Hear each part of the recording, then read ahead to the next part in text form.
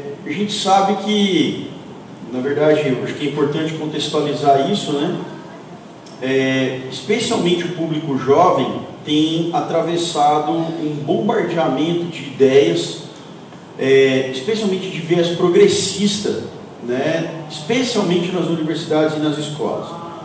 E isso tem se configurado num problema, na medida em que as pessoas recebem as críticas e não sabem exatamente como é que isso se compôs, e também não sabe como responder a isso. E o que a gente vai propor para vocês aqui essa tarde, obviamente a parte mais importante para mim é justamente como responder a isso. E onde estão os argumentos que a gente pode encontrar para responder algumas dessas questões. Antes, enquanto o pessoal coloca aqui a projeção, eu queria dizer para vocês que eu praticamente nasci na igreja, e flertei com a possibilidade de fazer teologia, mas meu pai falou: olha, existe perigo de você não ser chamado e tal, você é cabeça dura também, então vai fazer outra coisa. E aí flertei com várias coisas e no final fui fazer história na universidade pública. E aí a minha família passou a ter medo da outra coisa, né? De que eu de fato fosse flertar com o lado negro da força. E entre algumas ideias com as quais eu entrei em contato, eu comecei a avaliar seriamente a possibilidade do ateísmo.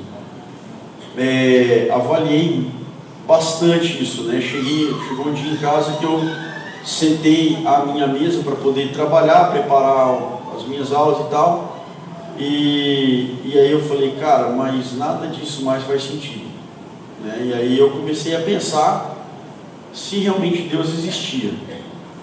E como minha família é toda cristã e tal, eu falei: cara, o preço que eu vou pagar é muito alto, então eu preciso ter muita certeza se eu realmente abraçar a fé ateia. Se eu abraçar o ateísmo, eu vou ter que estar muito convencido do que eu vou fazer. Vocês vão ver que a apresentação vai ter alguns detalhezinhos assim de configuração. Entre o meu computador e o computador daqui teve um delay, né? Mas a gente vai conseguir aproveitar bem a ideia. E aí eu comecei a estudar. Então eu comprei muitos livros dos dois lados, tanto de apologética cristã quanto livros de ateus. Li Christopher Hitchens, Richard Dawkins, algumas coisas, li Alain de Botton. Eu li bastante, né, ateus, afora a formação que eu estava tendo na universidade.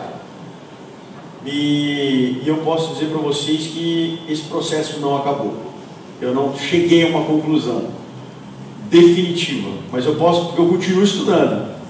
Mas eu posso dizer para vocês que hoje a minha perspectiva é de que nós temos na fé cristã uma bomba atômica contra um traquinho de festa junina, que é o ateísmo, né? Acabou que esse foi o meu processo de conversão, né? Apesar de ter nascido na igreja, eu precisei encontrar meu próprio caminho. E o fruto disso tudo acabou se transformando num livro. Eu escrevi um livro chamado Frágeis como Sansão. Depois a gente pode falar sobre isso. Eu não trouxe o material, mas depois eu posso dar o caminho das pedras para vocês, de onde vocês podem encontrar isso, tá? E aí eu acabei fazendo um diálogo de como o cristianismo pode dialogar com essas ideias pós-modernas. Mas justamente o que eu quero conversar com vocês na tarde de hoje é um pouco sobre isso. É sobre essa jornada, é sobre esse caminho que a gente está seguindo. Estamos todos seguindo uma jornada, né? Todos nós seguindo o nosso próprio caminho. E ao longo desse caminho nós vamos encontrar perigos. Nós queremos chegar no final.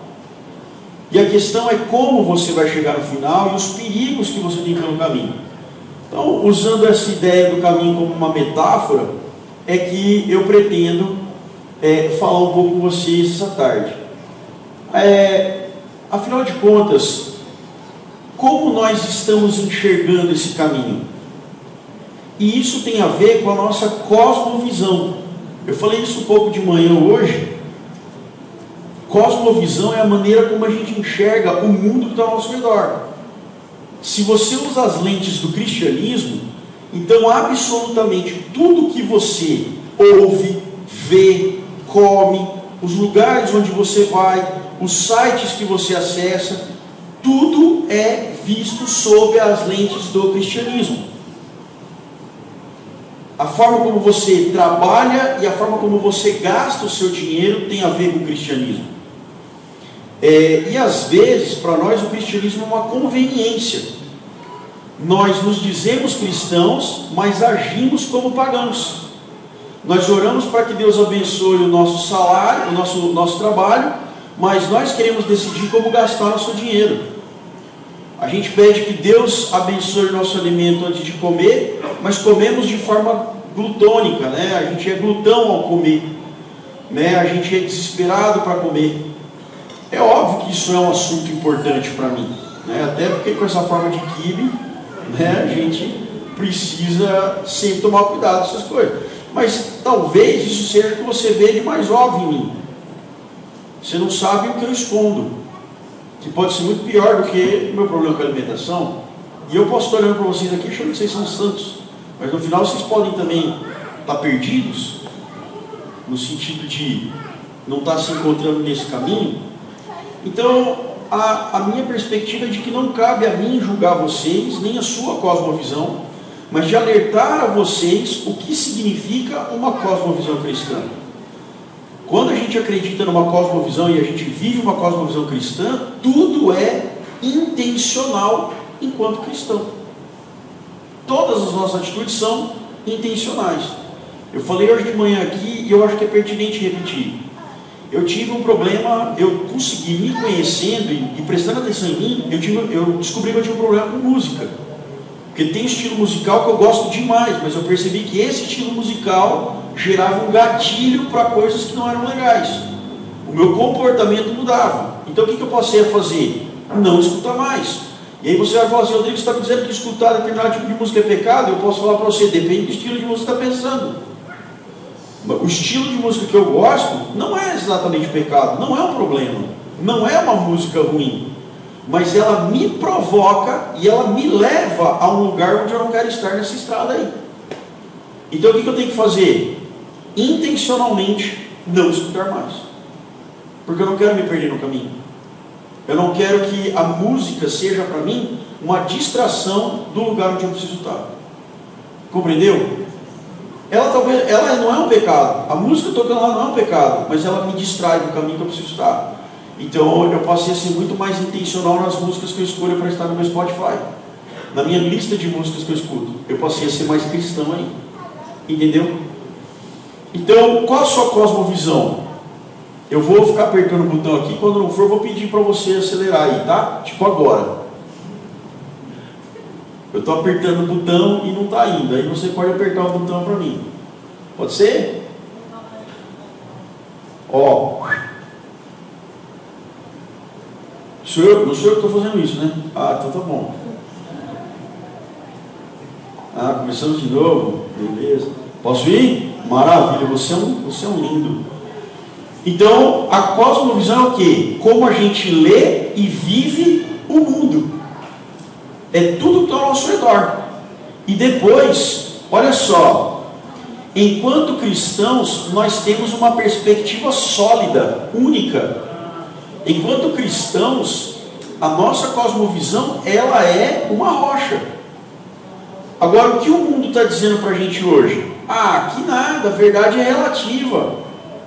A verdade é relativa. Se a verdade é relativa, hoje eu posso acreditar numa coisa, amanhã eu acredito em outra, eu não tenho compromisso com nada. Siga o seu próprio instinto, siga a sua própria vontade. Hoje a vida é curta, isso é ótimo, né? A vida é curta demais, assinado Satanás, né? Sempre isso. Tome cuidado com essas coisas, tome cuidado com essas crenças, com as coisas que o mundo está gritando para você. Porque, filho, cada um de nós está seguindo a sua própria jornada, cada um está seguindo o seu próprio caminho. As pessoas ali do lado, nos caminhos laterais, vão ficar falando um monte de coisas. Ellen White, na primeira visão que ela tem, ela vê uma estrada que no começo é larga, mas ela vai encurtando. E no final, os filhos de Deus que vão chegar no destino final, começaram a perceber que os mártires que passaram antes dele por ali, deixaram sangue na parede. Nós vamos passar a... Escuta bem o que eu vou falar. Abriu bem sua mente aí? Escuta bem. Você pode esquecer o que eu vou falar. Poder não pode, mas é só para você prestar atenção no que eu vou falar agora. Presta bem atenção no que eu vou dizer. Fazer a vontade de Cristo vai custar tudo para você. Você entendeu? Vai custar tudo. Você vai ter que abrir mão do seu eu. Lembra do apóstolo Paulo? Aquilo que eu não quero fazer, isso eu faço. E é difícil, porque nós somos viciados em nós mesmos. Compreendeu? Não é fácil, gente. Não é fácil. André, faz favor para mim, me avisa aí a hora que tiver por via das dores. Beleza, está ótimo. Quando terminar esse aí que você mostrou, eu sei que eu tenho mais meia hora para falar. Então, o que acontece? A gente precisa ter essa dimensão de que a gente vai ter que abrir mão do nosso próprio eu. Vai custar tudo.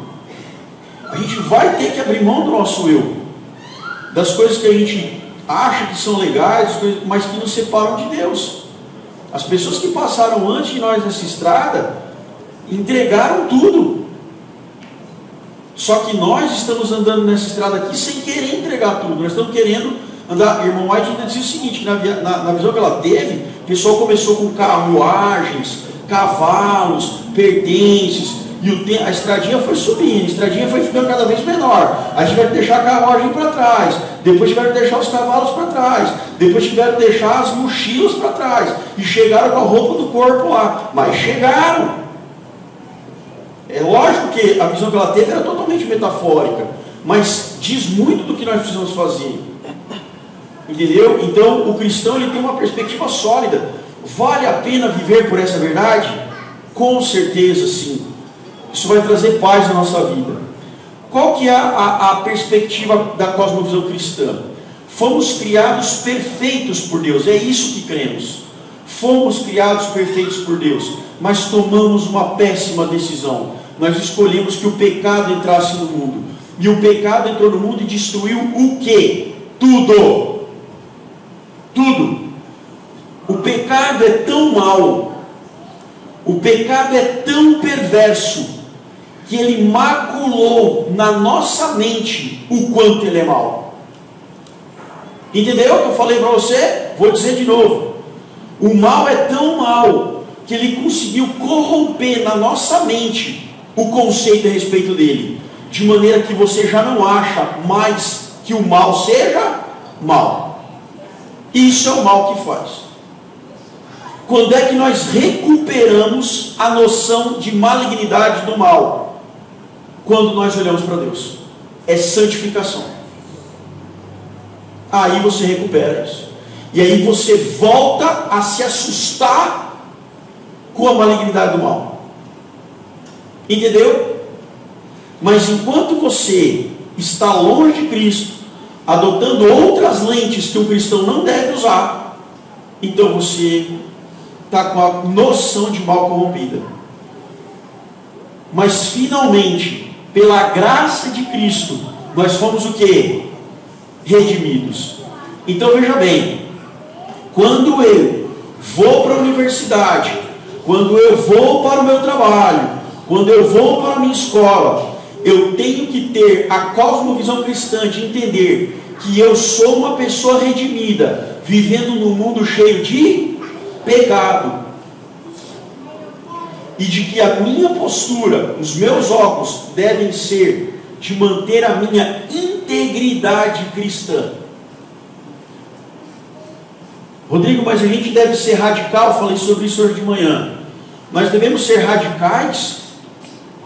Veja bem, o cristão ele não é radical, o cristão é íntegro.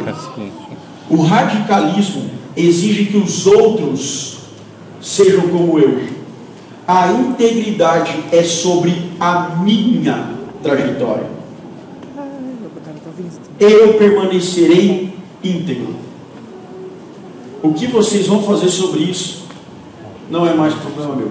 O que é o radicalismo? O radicalismo é exigir que todos tenham que mudar e que todos sejam como eu, porque só eu tenho a visão certa.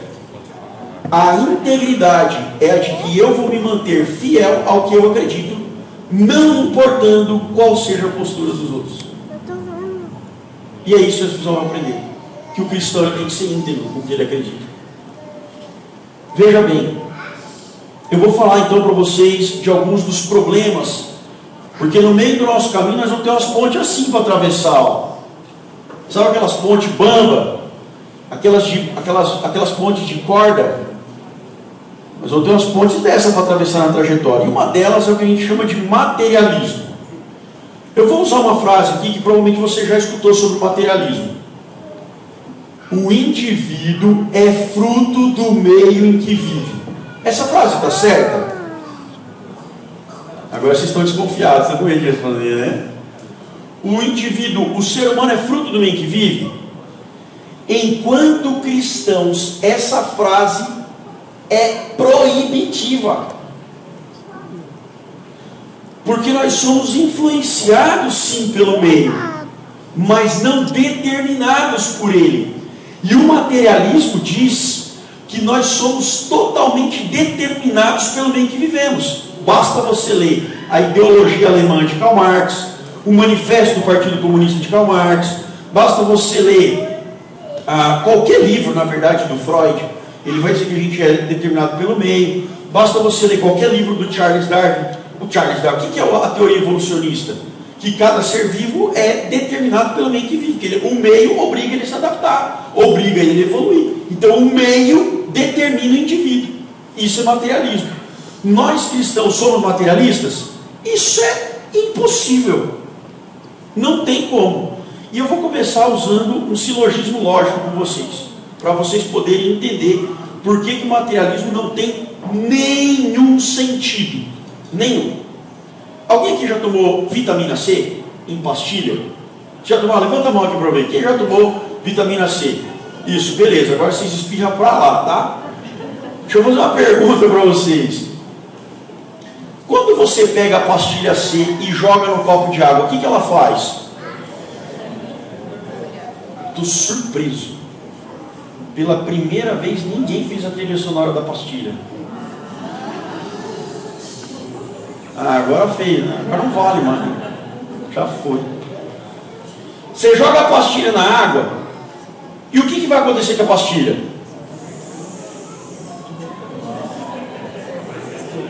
Ela vai desaparecer, não vai?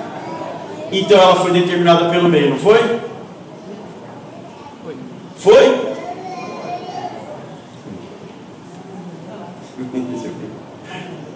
O que aconteceu com a água? O que aconteceu com a água? Que cor que fica a água? Hã? Fica laranja? Se não ficar laranja, você tomou foi outra coisa, tá? Tem que ter ficado laranja essa água. Preste bem atenção. Porque agora eu vou fazer uma... Eu estou usando isso como metáfora. Preste atenção. O meio mudou a pastilha. Mudou a forma dela, mas a essência dela está lá.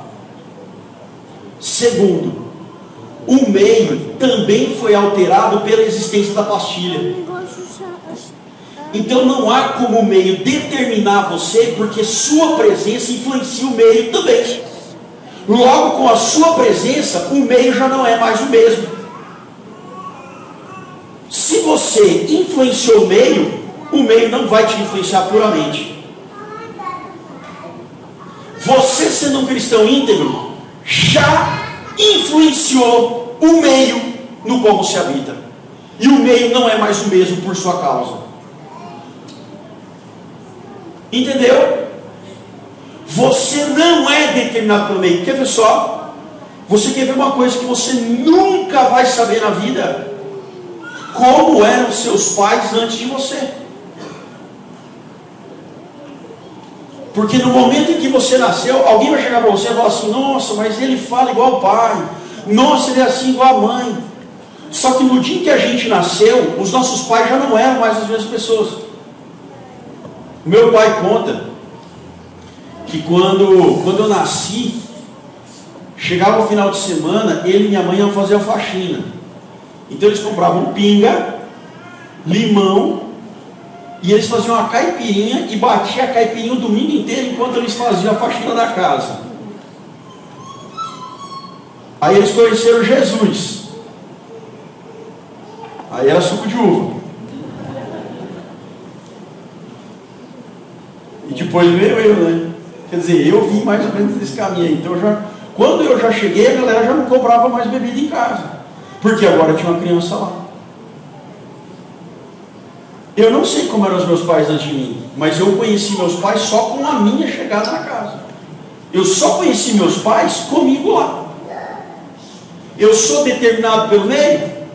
Não. Mas existe uma resposta filosófica para isso. Porque eu só usei uma resposta lógica. Mas existe uma resposta filosófica. Uma resposta inegável. Então veja bem, o materialismo é uma grande viagem à maionese. Mas esses caras aqui, Karl Marx, Freud, Darwin e há outros, mas eu não vou falar dos outros hoje não, mas esses caras fizeram a gente acreditar que você pensa como pensa, age como age, é como é, porque o meio te oprimiu ao ponto de você não poder pensar de outra forma. Esses caras, o que esses caras acham de livre-arbítrio? Não existe. Nenhum deles acredita que existe livre-arbítrio. Agora, sabe o que me assusta? Eu vou falar para vocês o que realmente me assusta. Essas ideias aqui não me incomodariam.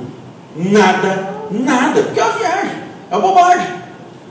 Mas essas ideias não me incomodariam hoje se eu não estivesse vendo gente com quem eu divido a mesma fé acreditando nisso aí. Você quer me dizer que tem um cara na igreja que canta comigo, que estuda a lição de escola sabatina, isso eu já não sei. Mas você quer me dizer que tem um cara que diz que é cristão, que usa a cosmovisão cristã e gosta desses caras aí? Tem. E você deve conhecer. Aqui não, né? Muito bem. Aí tem uma galera lá que defende o relativismo. Foucault, Derrida, Deleuze, esses caras na década de 60 e 70 andaram dizendo que a verdade é uma viagem, que a verdade é completamente relativa. Entendeu? Que a verdade não existe, ela é um ponto de vista. Bom, se a verdade é um ponto de vista, então ela não existe, porque cada um tem a sua. E com esse tipo de frase, eles conseguiram desconstruir o conceito de verdade. Por exemplo, o Foucault, que é o queridinho da universidade, todo mundo gosta do Foucault, todo mundo acha o Foucault um cara maravilhoso. Esse cara morreu de AIDS. Parece que nem toda verdade é relativa, né? Porque se você fizer algumas coisinhas erradas, você vai morrer. Nem tudo que as pessoas dizem filosoficamente se aplica ao mundo real, minha gente. Mas tem gente que começou a defender no mundo real essa panaceia. Sei lá se o cara não fumou um orégano estragado para falar um negócio desse. Mas tem gente defendendo. Esse cara que defendia, esse cara, todos os três na verdade, defendiam o ateísmo, diziam que não existia verdade, queriam destruir as metanarrativas, achavam que a Bíblia era uma viagem. E tem gente dentro da igreja usando as ideias desses caras. Se decida, meu filho, o cara está querendo usar uma cosmovisão. É uma lente do crente e outra lente do ateu aqui. Aí ele vai ficar assim, vai ficar vesgo, não vai enxergar direito, ele vai se perder no caminho. Ele vai se perder no caminho, filhão. Os três caras eram contra Deus. Como é que você está querendo usar a ideia desses caras na igreja hoje? E aí eu resolvi separar um tema. Eu selecionei um tema como exemplo. Essa galera defende o relativismo dos sexos. Não use a palavra gênero para falar de sexo. Gênero só existe um humano. Nós somos do gênero humano. Mas qual que é o objetivo dessa gente? Relativizar tanto as palavras que eles causam confusão na nossa mente. Sabe o que me dá tristeza? É de assustar. Mas a maioria das pessoas que defendem essas ideias nunca tiveram a oportunidade de ler caras que contrariavam eles. Porque o sistema foi tão bem montado lá na universidade, nas escolas, que eles nunca leram alguém que fizesse oposição a isso. E aí você encontra uma pessoa que fica chateada. Todo lugar que eu vou, que eu falo sobre isso aqui, eu deixo um chateado para trás. Sempre tem aqueles caras que ficam olhando para a parede. Aquela cara que faz assim: filho, se eu tivesse problema com cara feia, eu não tinha espelho em casa. Preste atenção. Esses 3 caras, dizendo que tudo é relativo, chegaram a dizer que sexo não existe. É uma coisa fluida. Então é o seguinte, eu estou morrendo de fazer xixi, morrendo de vontade de fazer xixi aqui. Isso é uma metáfora, tá? Mas estou morrendo de vontade de fazer xixi. O banheiro masculino está lotado, eu viro uma moça, uma índia, entendeu? Livre. Eu me sinto maravilhosa. Então eu vou ali atrás de uma árvore e faço um xixi de cócoras como uma linda índia da Amazônia. Assim que minha bexiga é esvaziada, eu volto a me sentir como um menininho, como um jovem mancebo, nessa forma geométrica de uma pera invertida, certo? Uma coxinha talvez. Aí eu volto feliz, porque esses caras acreditavam que gênero é uma coisa fluida. Tá vendo? Eles mudaram a palavra. Eles usaram outro sentido para a palavra gênero, para falar de sexo, e eles dizem que é fluido.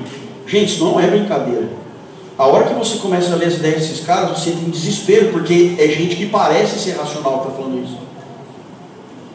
Professor, mas e aí, como é que a gente responde essa galera que diz que não tem homem, não tem mulher, que é uma coisa fluida? Depois dos intervalos comerciais, falaremos mais sobre isso.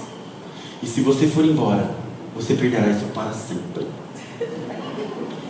Né? Mas é isso, é um problema. Não é um problema do caminho? E tem gente que está aqui, ó. Ah, mas sexo é uma coisa fluida. Ah, olha. E ele se desvia do caminho e vai embora. Mais uma informaçãozinha mentirosa. Outra coisa. Ó, vocês vão ter que me segurar no tempo aí. Eu vou ter que gastar esse minuto para falar sobre isso. Pais, se vocês estão percebendo que em casa tem uma criança que é um pouco diferente, que tem interesses diferentes, tome muito cuidado com a abordagem.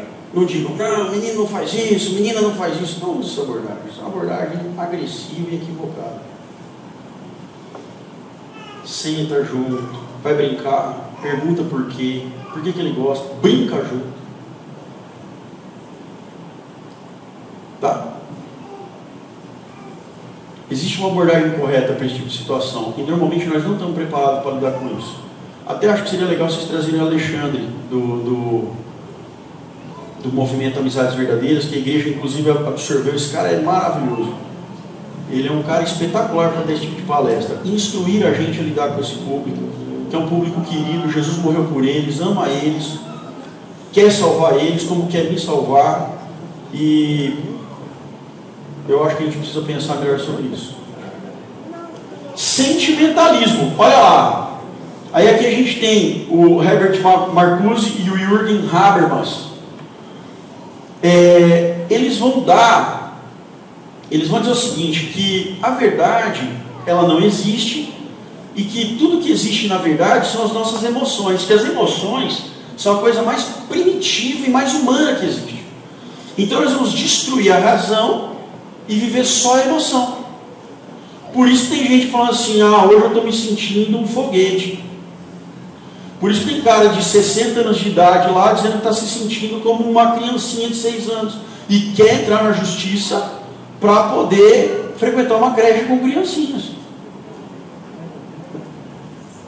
Vocês estão achando que eu estou falando alguma mentira? Eu devia ter selecionado as manchetes para mostrar para vocês. Eu não fiz isso, porque eu tinha pouco tempo. Mas da próxima vez eu vou fazer as manchetes. Se eu voltar, eu vou trazer as manchetes para vocês verem. É absurdo. Aí tem um cara lá que passou a vida inteira recebendo testosterona no sangue, cujos ossos são muito mais densos. Aí o cara quer competir com mulher. Você viu os Jogos Olímpicos como foi? O cara lá no boxe batendo em mulher. E todo mundo defendendo. Não, mas é que ele se sente mulher. Qual é? Esse mundo pirou. Esse mundo pirou. Mas por que pirou? Porque a gente começou a acreditar nisso aí. Um dia Eu estava na sala de aula, isso há um bom tempo atrás. Eu dava aula para um cursinho e eu estava sentado à mesa, assim, tinha uma aula vaga, e 2 professores de biologia entraram na sala de aula, discutindo, falando entre eles, nenhum dos 2 cristãos, não era um cursinho cristão. Falando o seguinte: cara, estou preocupado porque fui dar aula de anatomia humana e falei que os homens têm pênis, mulheres têm vagina. E aí uma pessoa levantou a mão e falou assim: não pode falar homem e menina, tem que falar pessoas com pênis e pessoas com vagina. Aí ele falou: cara, eu fiquei preocupado porque agora eu não sei qual que é o linguajar que eu tenho que usar para falar. Aí eu aproveitei a deixa, né? O cara jogou assim, né? A bola na marca do pênalti, sem goleiro. A bola ficou ali quicando, dizendo: vai, aproveita esse momento, ele é seu, se joga. E aí eu peguei e falei assim: cara, você vê que coisa, a culpa é sua. Aí ele: ah! Eu falei: a culpa é sua. A culpa é sua. Porque quando começaram a pegar essas ideias filosóficas bizarras e aplicar na ciência, era hora de vocês terem tido a coragem de se levantar e falar: isso está errado, isso é mentira, isso não existe. Mas vocês, com medo da repressão, cederam esse espaço da ciência para essas ideias absurdas. Agora, sofra calado. A culpa é sua. Você é um biólogo, você defende o quê? Ciência. Então, e vão sofrer. E vão sofrer. Como o crente vai sofrer, por não abrir mão da sua integridade. Veja bem, eu vou pausar aqui. Falta? Vai? Vou me jogar. Então, vamos lá.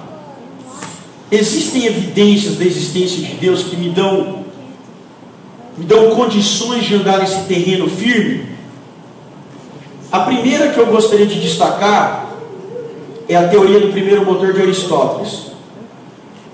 Aristóteles diz o seguinte: não há nenhuma consequência que não tenha uma causa. Tudo o que acontece, houve uma causa primeva. E aí ele vai falar, você vai voltando, vai voltando, vai voltando, vai voltando. Aí Aristóteles diz o seguinte: qual foi a causa original? Tem que existir uma causa primitiva, inteligente, capaz de lidar com isso. Essa é a teoria do primeiro motor de Aristóteles. Ele tem outras, mas essa eu achei mais interessante selecionar para vocês. Nós cristãos sabemos qual é a causa primeira. Qual é a causa primitiva? É Deus, que o design inteligente chama de mente inteligente, que nós criacionistas e cristãos dizemos que o Senhor é a causa primitiva, é a causa original, é a causa não causada. Porque veja bem, Aristóteles diz o seguinte: se enquanto você conseguir chegar em algo que foi causado, aquilo não é Deus. Só Deus pode ter começado tudo, porque Ele não foi causado. Se Ele foi causado, se Ele é consequência de alguma ação, Ele não é mais Deus. Entendeu? Deus é a causa original. É o primitivo, é o motor primeiro. Segunda, origem da mente. E esse é um ótimo argumento para a existência de Deus. Por quê? Porque Charles Darwin se concentra na matéria. Ele fala do meio material. Ele fala da evolução material das coisas. Beleza. E a mente é o quê? A mente não é matéria. Como surgiu a mente? Como surgiu nossa concepção de nós mesmos? Como surgiu a inteligência? Como surgiu nossa concepção do mundo e de nós mesmos? A mente. A teoria da evolução não tem resposta para isso. Mas eu tenho. Na minha cosmovisão cristã, Deus não trabalha pela metade. Quando Ele fez o homem, Ele não fez um boneco de barro que simplesmente se adaptava mecânica e materialmente ao meio. Ele tinha uma mente inteligente, capaz de tomar decisões. Próximo passo que eu acho que seja interessante a gente destacar é justamente a questão da biogênese. O que é isso, professor? Biologicamente e cientificamente é impossível que a vida surja da não vida. Ou seja, a teoria da abiogênese é impossível. Isso nunca foi comprovado em laboratório. Ou seja, para que exista vida, é preciso que haja uma vida original e antecedente. Ora, se a gente nunca conseguiu provar que a vida vem da vida, qual pode ter sido a vida original? Ou a causa não causada? Então, essa é mais uma evidência que a gente tem para a existência de Deus. Um outro ponto interessante é a moralidade. Quem criou o conceito de bem e mal? Por exemplo, tem um camarada aí chamado Leandro Carnal, que ele gosta de dizer que o ser humano mesmo criou o conceito de bem e mal, certo e errado. E aí eu fico me perguntando o quão masoquista nós podemos ser. Porque Charles Darwin diz que nós somos por instinto. Então eu fico pensando, se de repente o instinto humano fosse ter, né, como algumas pessoas sugerem, né, isso tem teóricos de evolução que defendem, né, que é normal que o homem tenha 2, 3, 4, 5, 6 parceiras, porque isso é evolução, ele precisa espalhar seu DNA e tudo mais. Eu fico pensando, então, por que a gente teria criado o conceito de que isso é errado? A gente é masoquista? Né? Por que a gente teria criado o conceito de que fofocar é errado, mentir é errado? Né? Se a teoria da evolução está correta, eu estou mentindo por uma vantagem competitiva. Eu deveria, na verdade, ser elogiado se eu estou passando a perna no outro. Porque eu estou fazendo isso em nome da evolução, da minha própria espécie. Então, por que nós teríamos criado esse conceito errado? Por isso que eu vou falar para vocês. O ser humano é incapaz de criar uma regra que seja altruísta.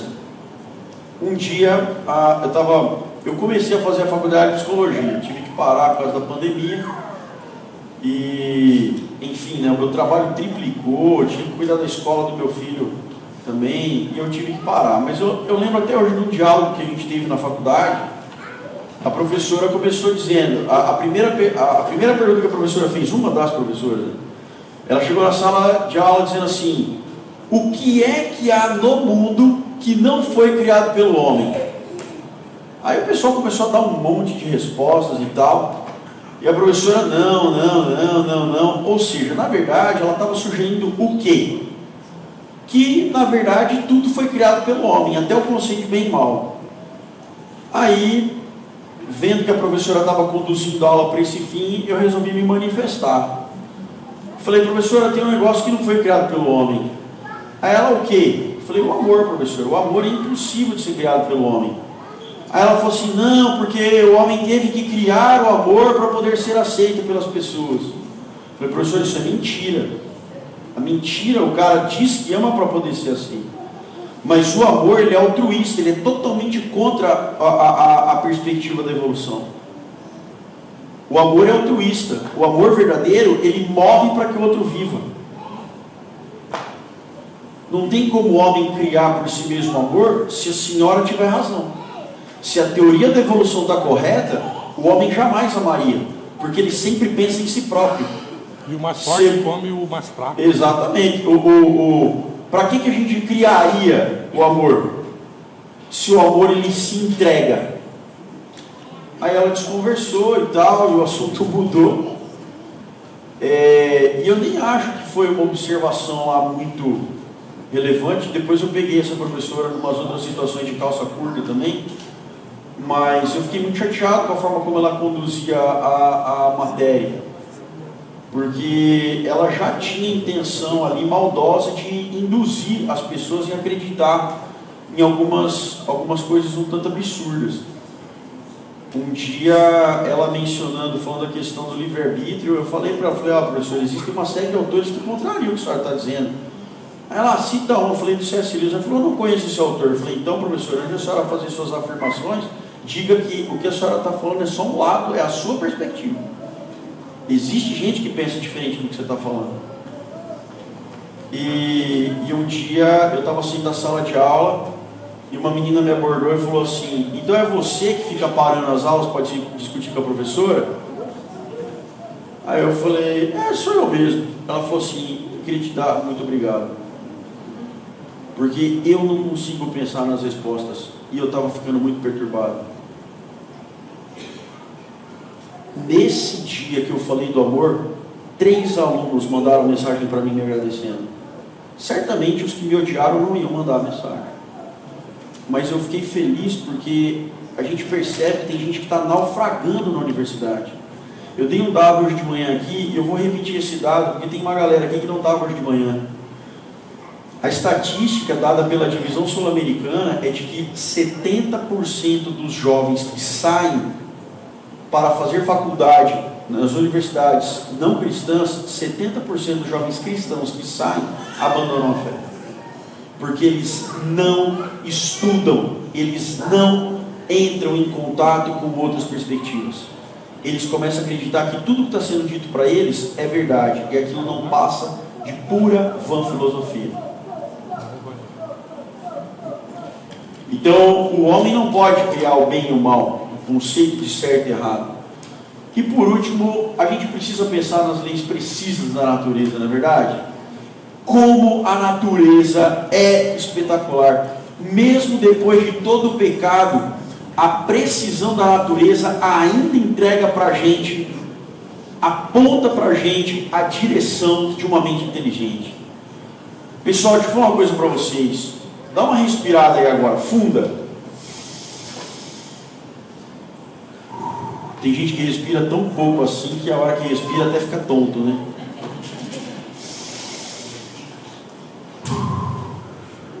Se a proporção de oxigênio fosse 1% maior do que o que você respirou aí, 1 palito de fósforo que você acende jamais se apagaria. A proporção de oxigênio é perfeita.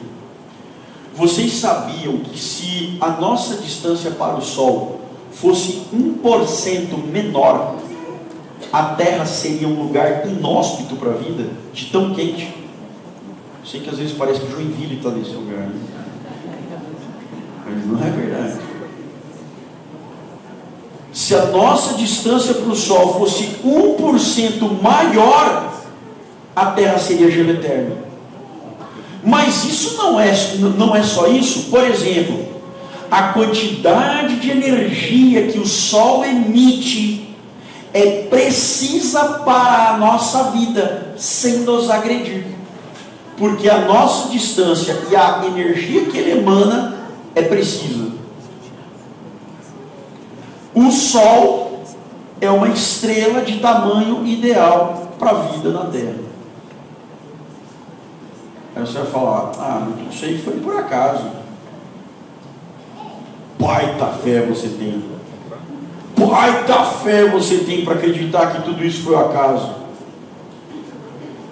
Você sabia que Júpiter gera sobre a Terra um campo magnético que atrai sobre si os meteoros e cometas que deveriam atingir o nosso planeta?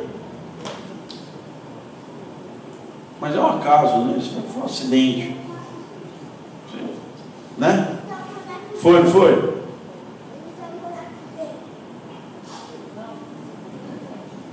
Não tem como, gente. A série de coincidências é tão grande que a probabilidade disso acontecer aleatoriamente é de 1 em bilhões. A Terra é impossível por um acidente, e a vida é impossível por um acidente. Ou você está achando que a vida surge assim, simplesmente? Essa semana eu estava dando aula sobre criacionismo e eu fiz uma provocação para os alunos. Falei, vamos lá, vocês já pararam para pensar sobre o sexo? como que o sexo evoluiu? Se a teoria da evolução estiver correta, dois seres da mesma espécie têm que ter evoluído ao mesmo tempo. Eles têm que ser da mesma espécie.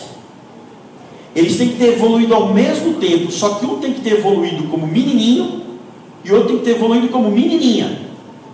E no meio dessa terra gigantesca, eles têm que ter evoluído próximo um do outro. E depois de tudo isso, o menininho olhando para aquele negócio assim, né? Tipo, nenhum ancestral teve aquilo lá. O que eu vou fazer com isso? Aí passou a fêmea, ela falou. Aí ele saiu correndo atrás da fêmea. E a fêmea também não sabia para que servia aquilo lá. Mas aí o primeiro casal, digamos, copulou. E deve ter sido uma coisa meio que violada, né? A fêmea deve ter sentido violada. Mas digamos que ele tenha ejaculado. O corpo dessa fêmea, que é a primeira fêmea a ter engravidado no planeta, ia combater o sêmen do macho como anticorpo. E ela teria matado aquilo. O sexo é uma impossibilidade da evolução biológica. Não tem como isso aparecer do nada. Porque evolução é uma sucessão de acidentes. Aí um dia eu estava dando aula no cursinho e eu falei isso, né? Tem cada uma que aparece também. Uma vez um menino falou assim: professor, você está falando mal da evolução, mas aí eu tive um vírus, tomei o remédio e o vírus ficou resistente. Eu falei: e ele virou uma galinha? Ou ele só é um vírus resistente? Um vírus resistente. Eu falei: então, filho, ele virou vírus, ele continuou sendo vírus. Nós cristãos, inclusive, acreditamos que existe microevolução, no sentido da adaptação. Olha aí, eu estou vendo um camarada lá que é escurão. Eu sou branquelo. Os antepassados dele se adaptaram a viver em regiões de muito sol. Os meus antepassados vivem em regiões de pouquíssimo sol. Por exemplo, eu morei na Alemanha. Tem dias no inverno na Alemanha, tem dias que a parte clara do dia dura 4 horas. A gente não precisa de proteção no corpo para se proteger do sol. Agora vai para os antepassados daquele camarada ali. E a agressividade do sol, então ele precisa. Agora, qual que é a espécie dele? Homo sapiens sapiens. Qual é a minha espécie? Homo sapiens sapiens. Só que ele é adaptado a um meio, os meus antepassados adaptados a outro meio. Acabou. Nós defendemos a adaptação. Nós defendemos a microevolução. Compreendeu? O que nós não defendemos é a macroevolução, são os saltos evolutivos. Eu fui num museu na Penha. Na Penha tem um museu de oceanografia. Aí lá tem um fóssil de um peixe de 4 milhões de anos que ainda existe. E pior, o fóssil tem tecidos moles. Aí a teoria da evolução diz que quando o bicho morreu, ele foi sendo coberto aos poucos de terra até fossilizar. Legal, vamos fazer a experiência em casa? Pega o seu cachorrinho lá e mata ele em nome da ciência. Fala para ele, tá? Senão ele vai ficar chateado. Ele vai achar que é pessoal. Fala para ele: filho, eu vou te matar, mas em nome da ciência. Bota ele lá no chão do seu quintal e fica esperando ele virar um fóssil. Antes de ter terra em cima dele, até os ossinhos já foi pro vinagre. Aí os caras querem me fazer acreditar que o bicho morreu e foi sendo assoreado aos poucos até virar fóssil, com tecido mole ainda. Não era osso, tinha carne. Só uma hecatombe do tamanho do dilúvio para assorear isso rapidamente. E tem mais. 4 milhões e meio tem esse peixe, 4 milhões e meio de anos tem esse peixe, o peixe ainda está aí, a mesma espécie. Os caras estão falando que as coisas evoluem, mas pode ser o mesmo peixe. Até o rabo é igual. Entendeu? Então, tem algumas coisas que são difíceis de defender na teoria da evolução. Tá? Queria falar rapidamente então das possibilidades de resposta. Quando é que nós chegamos, né, nesse lugar maravilhoso? Nós não somos materialistas. Nós cristãos defendemos a transcendentalidade. Nós acreditamos que existe sim um Deus transcendental, que é transcendental, mas também é imanente, porque Deus se revela. E uma das evidências disso é o livre-arbítrio. Professor, mas então existe livre-arbítrio? Claro que existe. Tem coisa, só que o livre-arbítrio não é 100%, tá? Você não decide tudo na sua vida. Quem é que decidiu em que família nascer? Quem é que decidiu o nome que ter? Pô, essa eu tenho certeza que você gostaria de ter participado, né? Do processo ali, mas não teve jeito, né? A gente não escolhe tudo. E a gente não escolhe a família, a gente não escolhe as decisões que a nossa família toma por nós, a gente também não decide.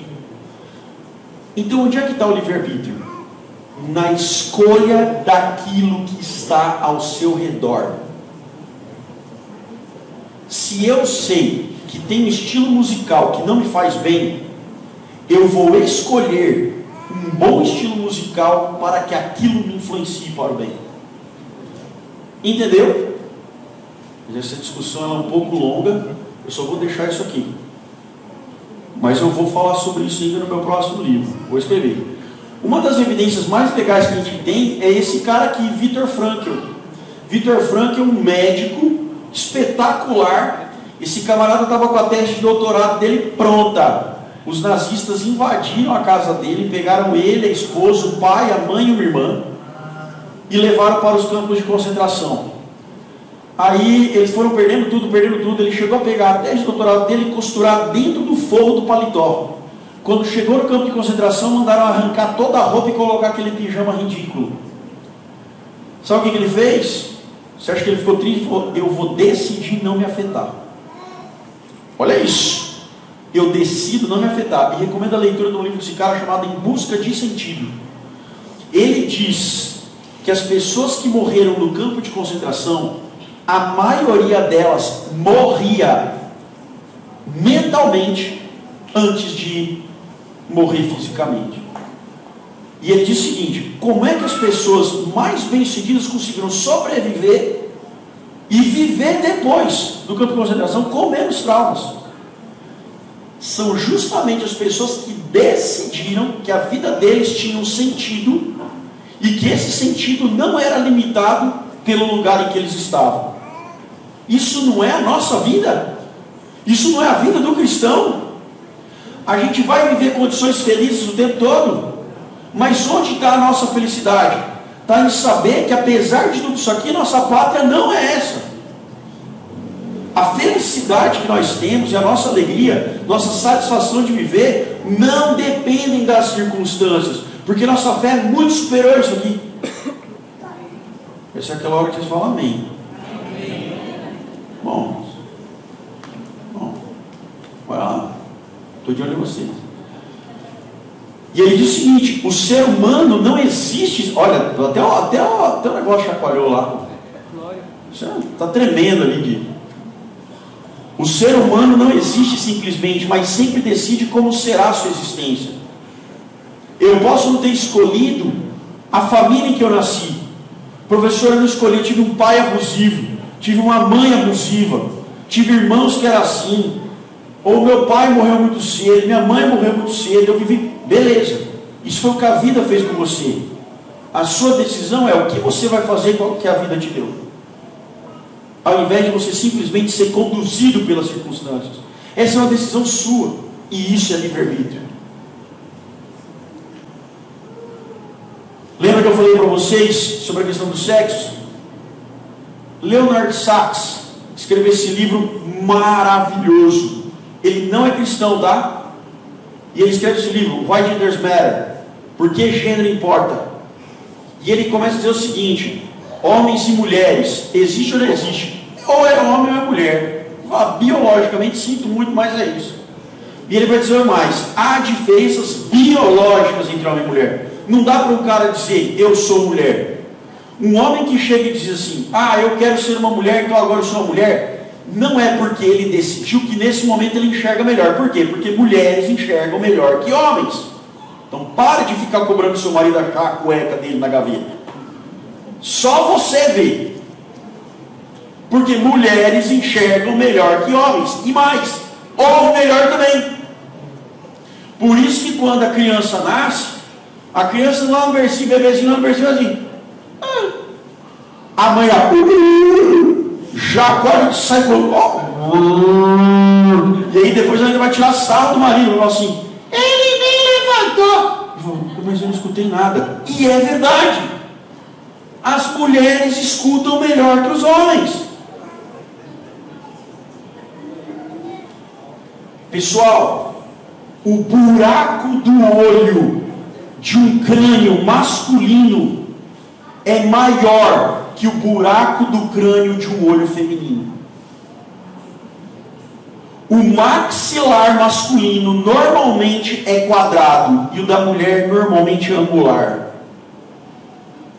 O peito masculino normalmente tem um externo mais largo que o feminino, salvo as exceções das mulheres que são halterofilistas ou têm seios muito fartos, porque o corpo tem que desenvolver músculo para sustentar essa estrutura, mas o homem normalmente tem um peito mais pesado que o da mulher.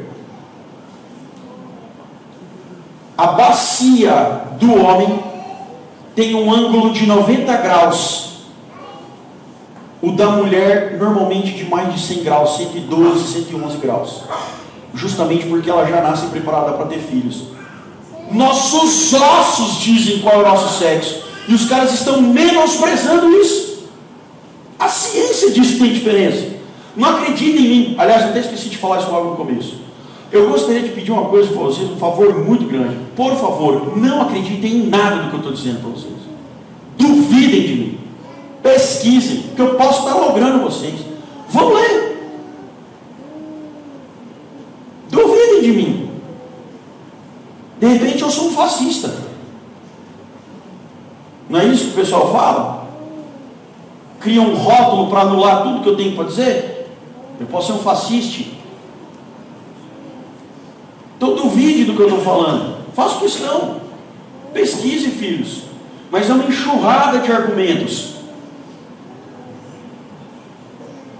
Por último, razão mais fé. Na filosofia hebraica, fé e razão não se separam. Quem separou fé e razão foram os gregos. A filosofia, esse livro é muito legal. A filosofia do judaísmo. Esse senhor morreu em 57, foi um sobrevivente do Holocausto também. Esse cara é judeu. Mas essa turma que está aqui atrás, o Amos Oz e a Fânia Oz, eles são ateus. E eles escreveram um livro para falar sobre judaísmo. E como os judeus lidam com as palavras. Sabe o que eles falaram? Note bem. Os gregos têm mitologia, não tem? Cheio de seres espetaculares e deuses, isso e aquilo. Os judeus não têm isso. Deus criou o homem à sua imagem. Os gregos criaram os deuses à sua imagem. Se você pegar todo o Antigo Testamento, que é pura filosofia hebraica, pura, Jó, especialmente Jó, nossa, Jó, filosofia hebraica, na sua cara, forte. Jó é muita filosofia hebraica. Jeremias também. Mas Jó é um absurdo. Na filosofia hebraica não tem seres espetaculares. Quantas vezes você ouve parábola no Antigo Testamento? Metáfora. A única metáfora que eu me lembro é de Natan falando para Davi, contando uma historinha de um cara que tinha pego uma ovelha lá, mas ele não usou nenhum ser espetacular para falar disso. Ele falou de ovelhas e um cara que era ali, entendeu? Não ficou falando assim, porque lá, né, um ser, não sei o quê. Não. O que ele quer? O que eles dizem com isso? Que os judeus, eles são muito assertivos quando eles falam. Quando ele fala, não está dando exemplo, não está dando metáfora, eles são muito diretos. Posso dar um exemplo? Sabe quando a mulher chega para Jesus e fala assim, poxa Jesus, né? Dá uma moral aí. E Jesus fala assim, não, vocês aí não vão ganhar, vocês não vão ganhar nada. A gente não dá comida para os cachorrinhos. E a menina fala o quê? Poxa, mas os cachorrinhos pelo menos comem a migalha da mesa, né? Quantas vezes você já leu essa história e achou que Jesus estava sendo grosso? Tipo o gaúcho da campanha. Lá o gaúcho de Uruguaiana. Os judeus só assim, ó, pá! Não ficam dando volta para falar. Eles são diretos. E o judeu não fica dando exemplo. O que ele fala é o que ele viu. Agora, usa isso para Gênesis. Veja bem, eu estou falando isso para vocês depois de ter lido um livro de 2 ateus falando que judeus não dão voltas, eles falam o que eles viram. E eles só têm fé naquilo que faz sentido, que é racional. Agora, pega essa explicação e lê Gênesis. Se o cara escreveu, é porque é o que ele viu. Ele não ficou imaginando. Não tem muito espaço para imaginação na cabeça do judeu. Isso é cultura judaica. Então, filhos, para o judeu, de onde vem o cristianismo, fé e razão não se separam. Certo?